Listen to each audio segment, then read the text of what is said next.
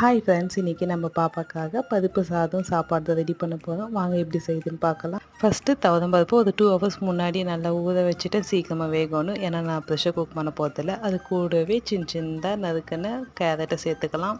ரெண்டுத்தையும் நல்லா வாஷ் பண்ணிவிட்டு தேவையான அளவுக்கு தண்ணி வச்சு நல்லா வேக வச்சுக்கலாம். நீங்கள் அரிசியை சேர்க்குறதா இருந்தால் பருப்பு கூடவே நல்லா ஊற வச்சுட்டு ப்ரெஷர் குக் பண்ணுங்கள். ஒரு 3 விசிலுக்கு ப்ரெஷர் குக் பண்ணால் போதும். சாப்பாடு நல்லா வெந்துடும்.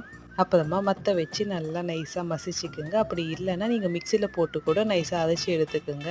பாப்பாவுக்கு ஊட்டத்துக்கு முன்னாடி சாப்பாடை கையில் பிடிச்சி பார்த்து கரெக்டான கன்சிஸ்டன்சியில் இருக்கான்னு ஃபஸ்ட்டு நல்லா செக் பண்ணிக்கோங்க. அப்புறமா இன்னொரு பவுலில் ட்ரான்ஸ்ஃபர் பண்ணிக்கலாம். அவ்வளோதான், பருப்பு சாதம் ரெடி ஆயிடுச்சு. ஃபைனலாக பேபி ஃபுட் ரெடி ஆயிடுச்சு. என் பாப்பா பருப்பு சாதத்தை ரொம்ப லைக் பண்ணி சாப்பிட்டாங்க. நீங்களும் உங்கள் பாப்பாவுக்கு இதை செஞ்சு கொடுங்க. வீடியோ பிடிச்சா சப்ஸ்கிரைப் அண்ட் லைக் பண்ணுங்கள். மற்றவங்களுக்கு ஷேர் பண்ணுங்கள். இதே மாதிரி இன்னொரு பேபி ஃபுட்டோடு மீட் பண்ணுறேன். தேங்க்யூ.